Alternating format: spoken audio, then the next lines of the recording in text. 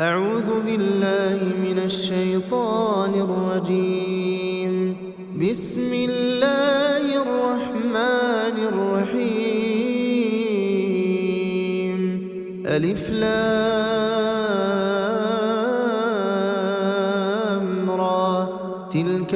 آيات الكتاب المبين. إنا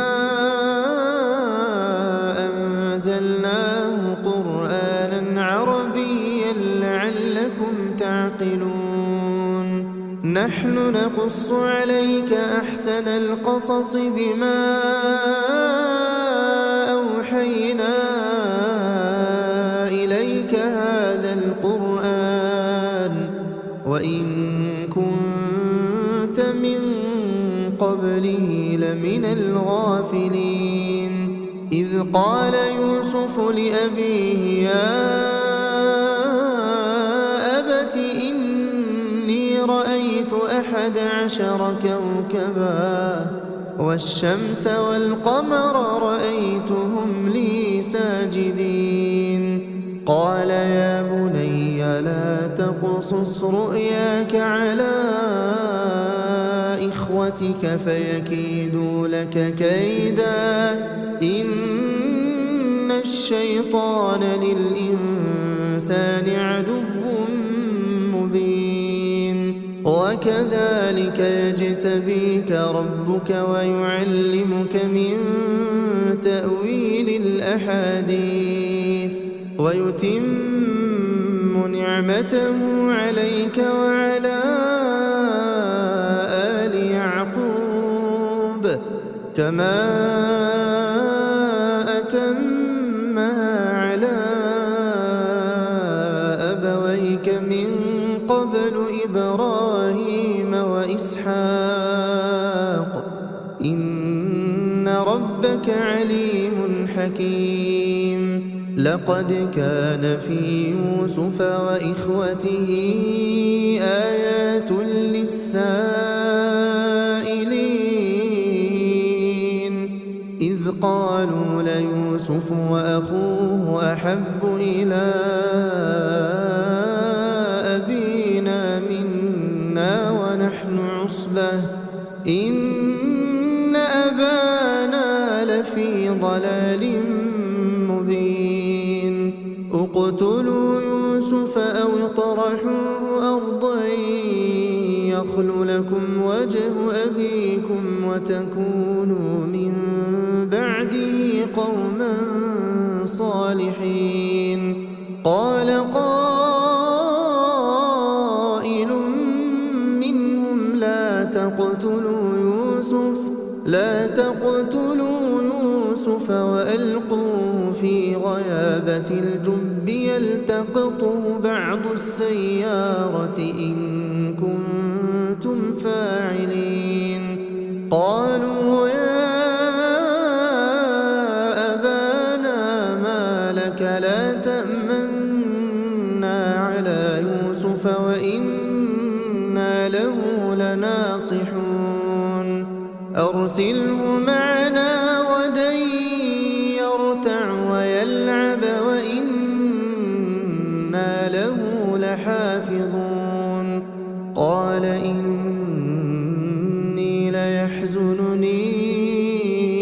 أن تذهبوا به وأخاف أن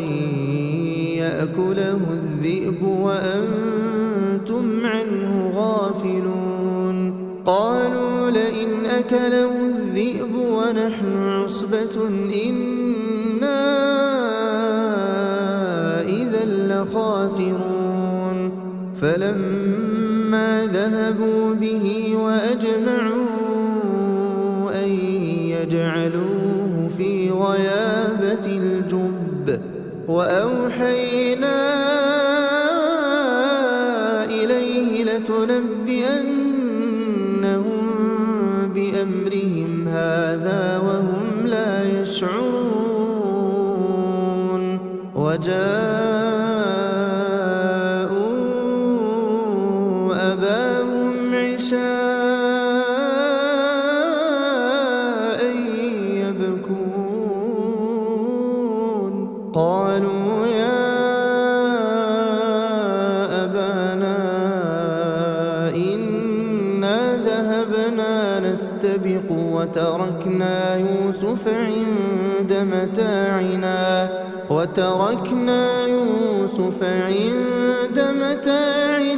فأكله الذئب وما أنت بمؤمن لنا ولو كنا صادقين وجاءوا على قميصه بدم كذب قال بل سولت لكم أنفسكم أمرا فصبر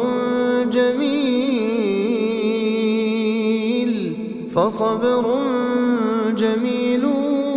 والله المستعان على ما تصفون. وجاءت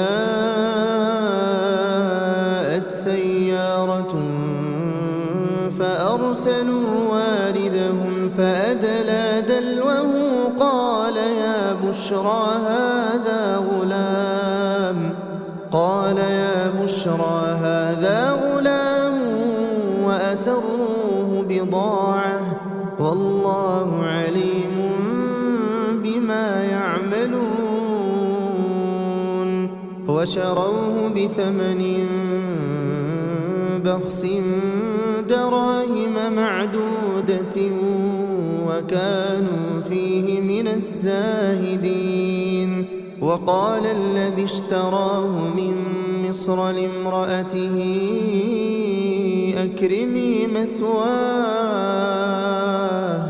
أكرمي مثواه عسى أن ينفعنا أو نتخذه ولدا وكذلك مكنا ليوسف في الأرض ولنعلمه من تأويل الأحاديث والله غالب على أمره ولكن أكثر الناس لا يعلمون. ولما بلغ أشده آتيناه حكما وعلما وكذلك نجزي المحسنين. وراودته التي هو في بيتها عن نفسه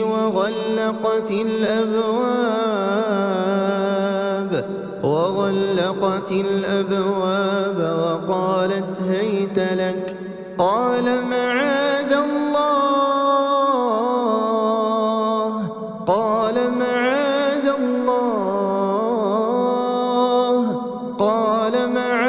الله إنه ربي أحسن مثواي إنه لا يفلح الظالمون. ولقد همت به وهم بها لولا أن رأى برهان ربه كذلك لنصرف عنه السوء والفحشاء إنه من عبادنا المخلصين. واستبق الباب وقدت قميصه من دبر وألف يا سيدها لدى الباب قالت ما جزاء من أراد بأهلك سوءا إلا أن يسجن أو عذاب أليم. قال هي راودتني عن نفسي وشهد شاهد من أهلها إن كان قميصه قد من قبل فصدقت وهو من الكاذبين وإن كان قميصه قد من دبر فكذبت وهو من الصادقين. فلما رأى قميصه قد من دبر قال إنه من كيدكن إن كيدكن عظيم. يوسف أعرض عن هذا واستغفري لذنبك إنك كنت من الخاطئين. وقال نسوة في المدينة امرأة العزيز تراود فتاها عن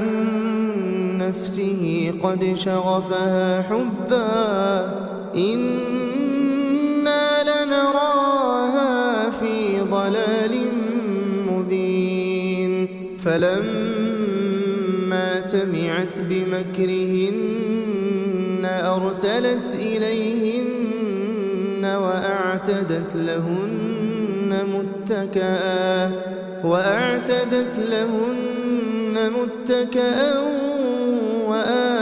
كل واحدة منهن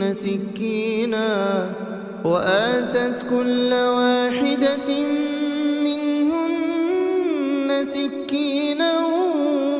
وقالت اخرج عليهن. فلما رأينه أكبرنه وقطعن أيديهن وقلن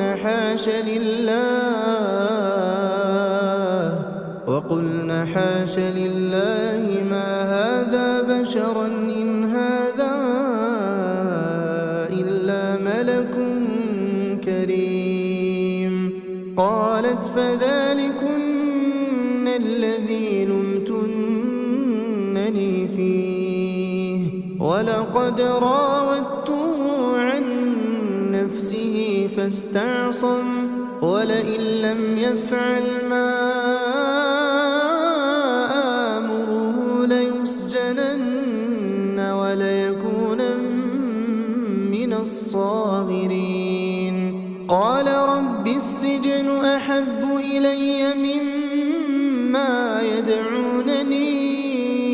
إليه وإلا تصرف عني كيدهن أصب إليهن وأكن من الجاهلين. فاستجاب له ربه فصرف عنه كيدهن إنه هو السميع العليم. ثم بدا لهم من بعد ما رأوا الآيات ليسجننه حتى حين. ودخل معه السجن فتيان قال أحدهما إني أراني أعصر خمرا وقال الآخر إني أراني أحمل فوق رأسي خبزا تأكل الطير منه نبئنا بتأويله إنا نراك من المحسنين. قال لا يأتيكما طعام ترزقانه إلا نبأتكما بتأويله قبل أن يأتيكما ذلكما مما علمني ربي إني تركت ملة قوم لا يؤمنون بالله وهم بالآخرة هم كافرون واتبعت ملة آبائي إبراهيم وإسحاق ويعقوب ما كان لنا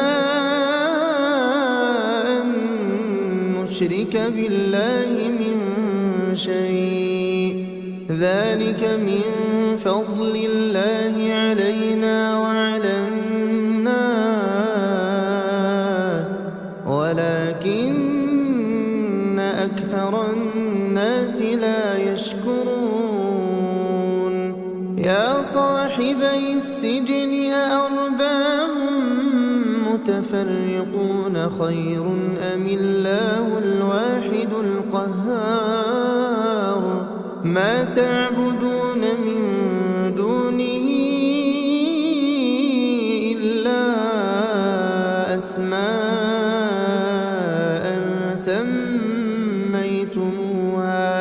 سميتموها أنتم وآباؤكم ما أنزل الله بها من سلطان إن الحكم إلا لله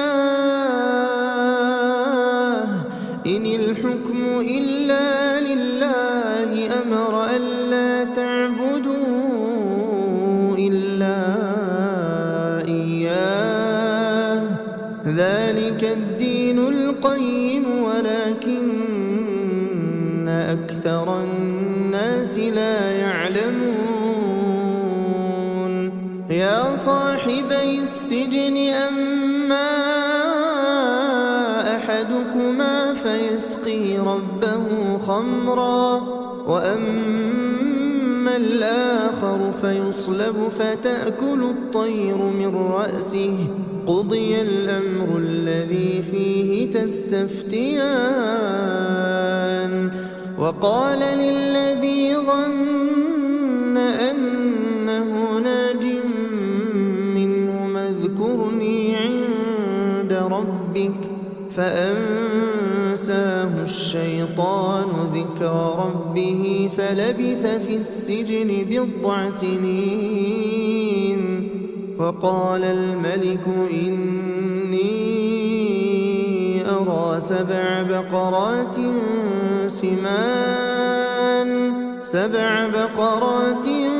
سمان يأكلهن 7 عجاف و7 سنبلات خضر وأخر يابسات يا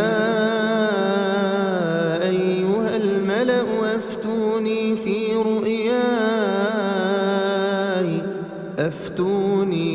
رؤياي إن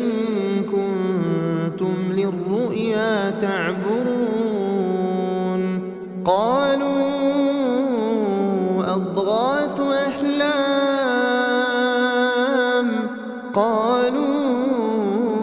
أضغاث أحلام وما نحن بتأويل الأحلام بعالمين وقال الذي نجا منهما وادكر بعد أمة أنا أنبئكم بتأويله فأرسلون يوسف أيها الصديق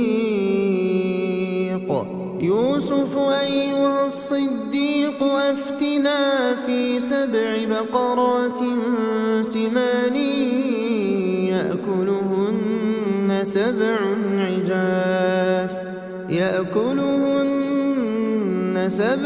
عجاف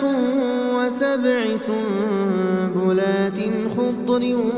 وأخر يابسات لعلي أرجع إلى الناس لعلهم يعلمون قال تزرعون 7 سنين دابا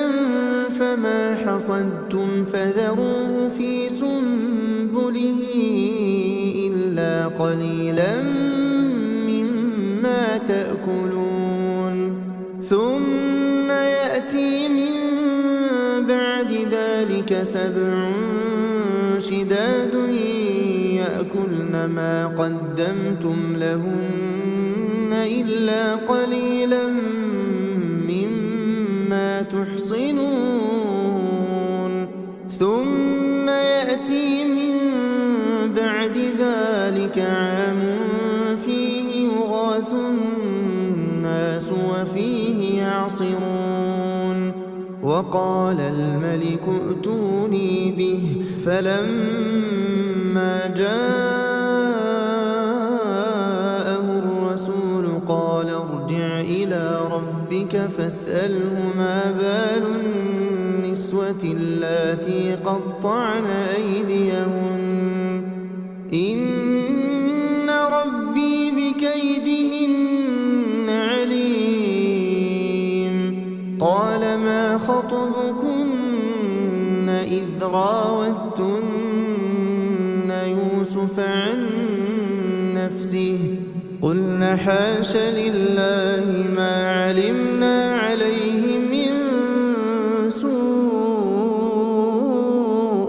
قالت امرأة العزيز الآن حصحص الحق أنا راودته عن نفسه وإنه لمن الصادقين ذلك ليعلم أني لم أخنه بالغيب وأن الله لا يهدي كيد الخائنين وما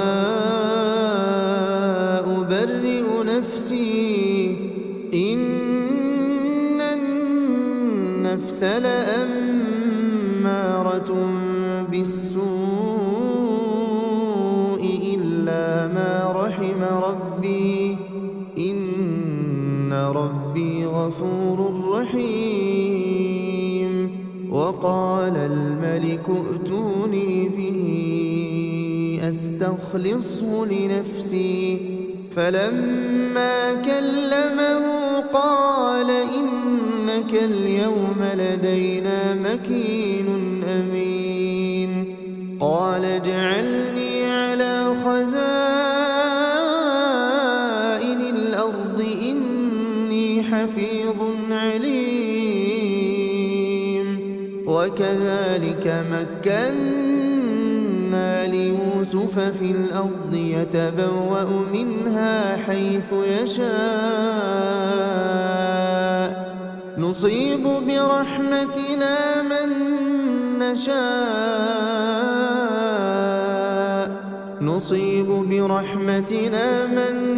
نشاء ولا نضيع أجر المحسنين ولأجر الآخرة خير للذين آمنوا وكانوا يتقون وجاء إخوة يوسف فدخلوا عليه فعرفهم وهم له منكرون ولما جهزهم بجهازهم قال ائتوني بأخ لكم من أبيكم ألا ترون أني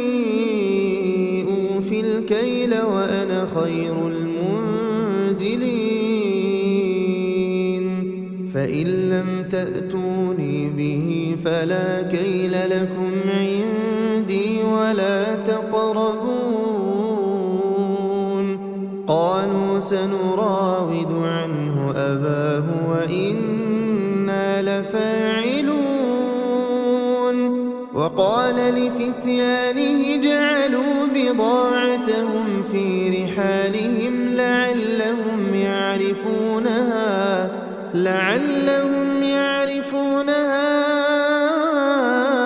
إذا انقلبوا إلى أهلهم لعلهم يرجعون فلما رجعوا إلى أبيهم قالوا يا أبانا قال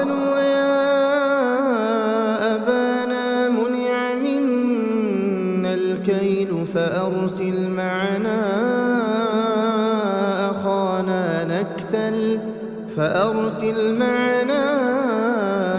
أخانا نكتل وإنا له لحافظون قال هل آمنكم عليه إلا كما أمنتكم على أخيه من قبل فالله خير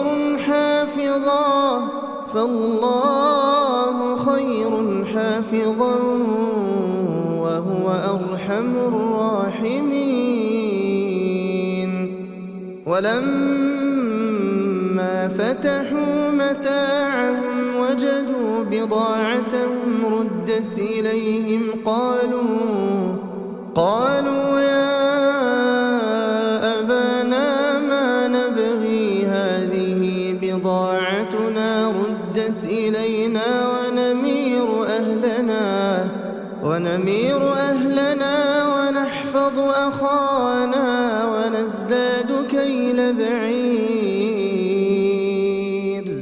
ونزداد كيل بعير ذلك كيل يسير قال لن نرسله معكم حتى تؤتون موثقا من الله لتأتونني به إلا أن يحاط بكم فلما آتوه موثقهم قال الله على ما نقول وكيل وقال يا بني لا تدخلوا من باب واحد وادخلوا من أبواب متفرقة وما أغني عنكم من الله من شيء إن الحكم إلا لله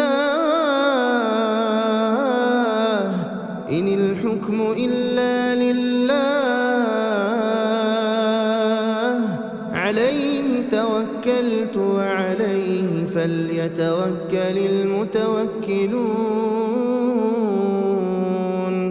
ولما دخلوا من حيث أمرهم أبوهم ما كان يغني عنهم من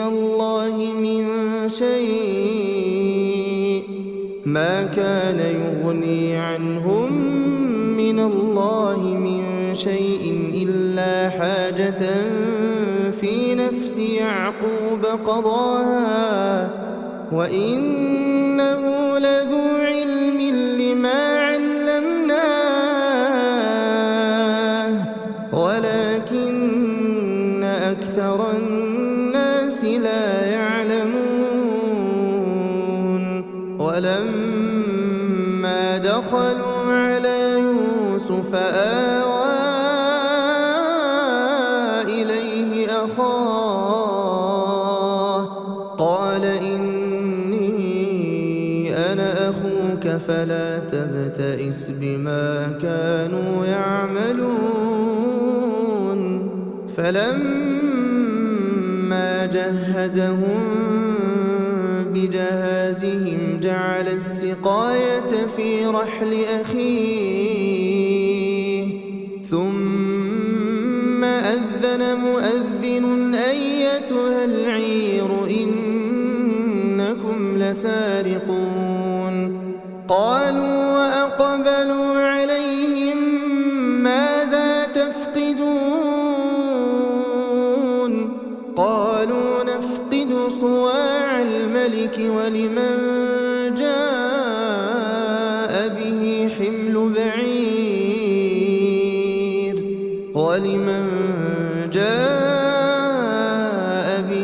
حمل بعير وأنا به زعيم قالوا تالله لقد علمتم ما جئنا لنفسد في الأرض وما كنا سارقين قالوا فما جزاؤه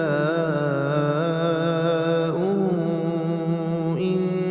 كنتم كاذبين قالوا جزاؤه من وجد في رحله فهو جزاؤه كذلك نجزي الظالمين فبدأ بأوعيتهم قبل وعاء أخيه ثم استخرجها من وعاء أخيه كذلك كدنا ليوسف ما كان ليأخذ أخاه في دين الملك إلا أن يشاء الله نرفع درجات من نشاء وفوق كل ذي علم عليم قالوا إن يسرق فقد سرق أخ له من قبل فأسرها يوسف في نفسه ولم يبدها لهم قال أنتم شر مكانا والله أعلم بما تصفون قالوا يا أيها العزيز إن له أبا شيخا كبيرا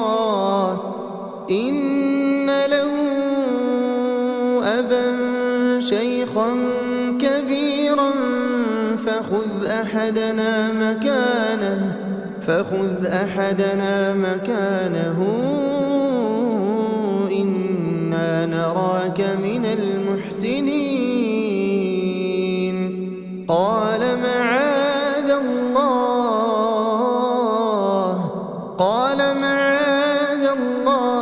أن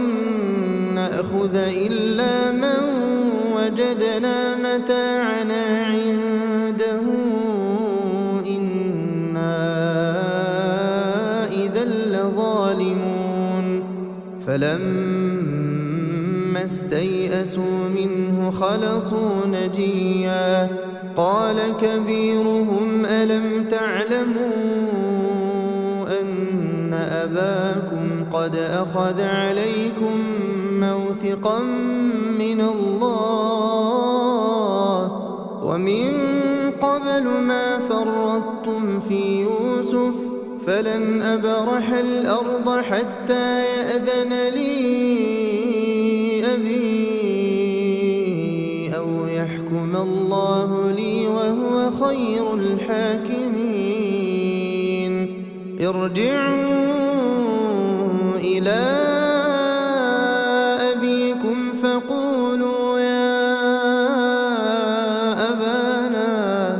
فقولوا يا أبانا إن ابنك سرق وما شهدنا إلا بما علمنا وما كنا للغيب حافظين واسأل القرية التي كنا فيها والعير التي أقبلنا فيها وإنا لصادقون قال بل سولت لكم أنفسكم أمرا فصبر جميل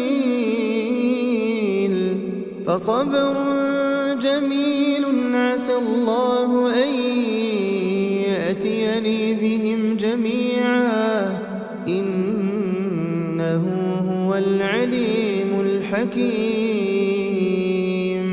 وتولى عنهم وقال يا أسفا على يوسف وابيضت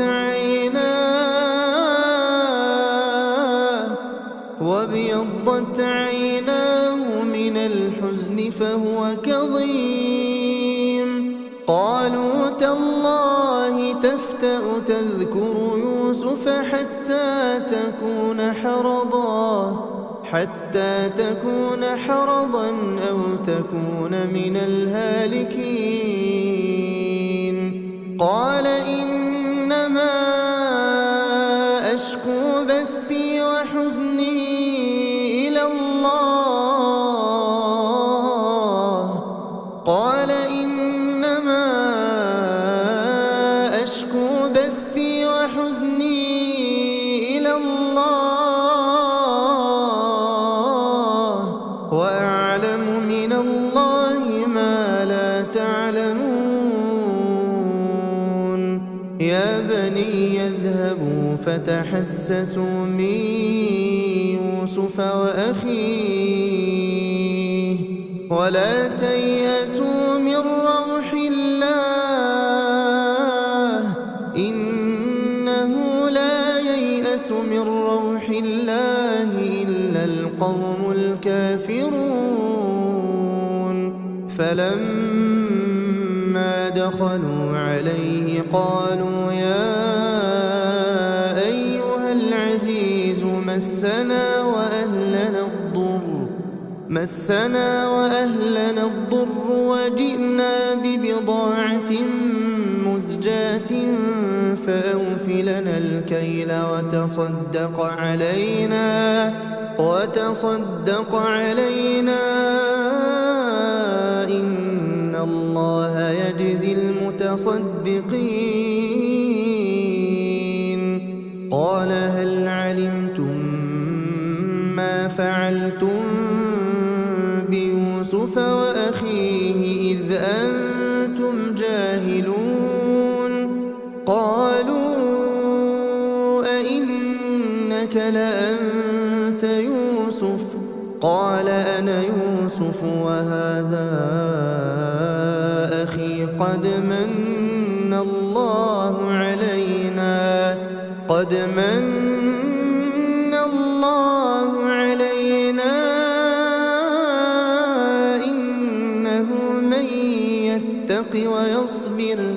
إنه من يتق ويصبر فإن الله لا يضيع أجر المحسنين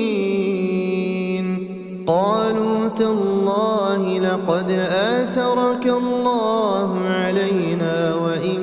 كنا لخاطئين قال لا تثريب عليكم اليوم يغفر الله لكم وهو أرحم الراحمين اذهبوا بقميصي هذا فألقوه على وجه أبي يأت بصيرا وأتوني بأهلكم أجمعين ولما فصلت العير قال أبوهم إني لأجد ريح يوسف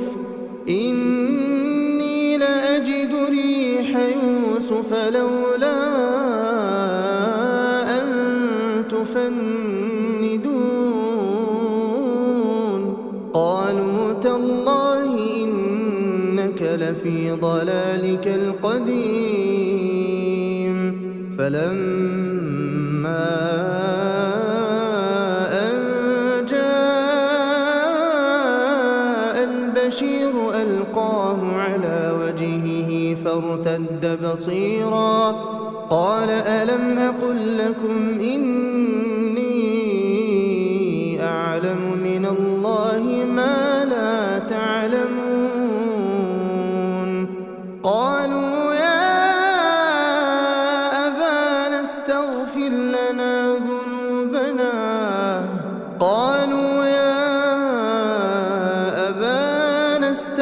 لنا ذنوبنا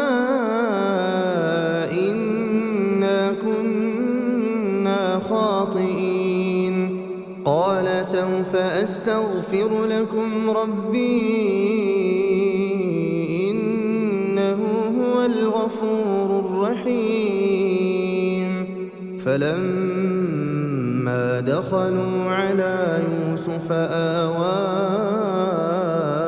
إليه أبويه وقال ادخلوا مصر إن شاء الله آمنين. ورفع أبويه على العرش وخروا له سجدا وقال يا أبت هذا تأويل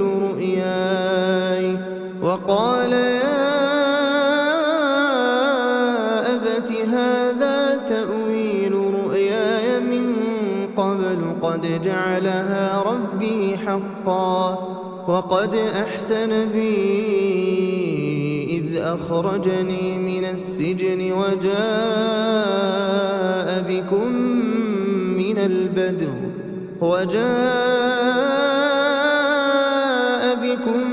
من البدو من بعد أن نزغ الشيطان بيني وبين إخوتي إن ربي لطيف لما يشاء إنه هو العليم الحكيم. رب قد آتيتني من الملك وعلمتني من تأويل الأحاديث فاطر السماوات والأرض أنت ولي في الدنيا والآخرة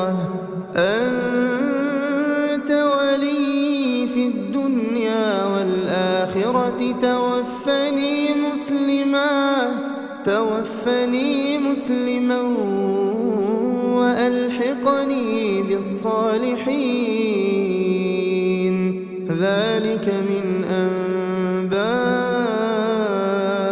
الغيب نوحيه إليك وما كنت لديهم إذ أجمعوا أمرهم وهم يمكرون. وما أكثر الناس ولو حرصت بمؤمنين وما تسألهم عليه من أجر إن هو إلا ذكر للعالمين. وكأين من آية في السماوات والأرض يمرون عليها وهم عنها معرضون وما يؤمن أكثرهم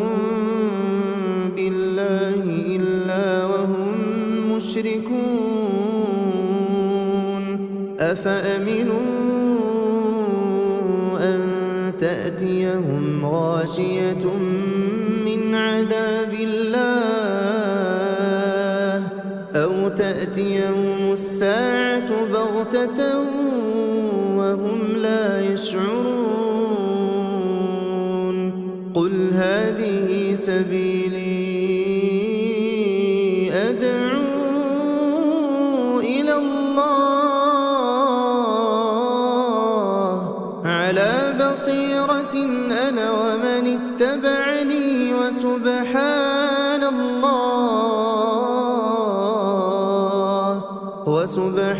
الله وما أنا من المشركين. وما أرسلنا من قبلك إلا رجالا نوحي إليهم من أهل القرى أفلم يسيروا في الأرض فينظروا كيف كان عاقبة الذين من قبلهم ولدار الآخرة خير للذين اتقوا أفلا تعقلون. حتى إذا استيأس الرسل وظنوا أنهم قد كذبوا جاءهم نصرنا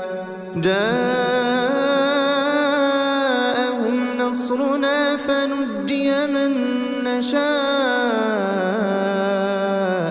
ولا يرد بأسنا عن القوم المجرمين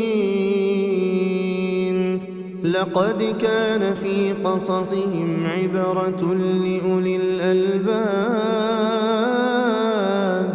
ما كان حديثا يفترى ولكن تصديق الذي بين يديه وتفصيل كل شيء وهدى ورحمة لقوم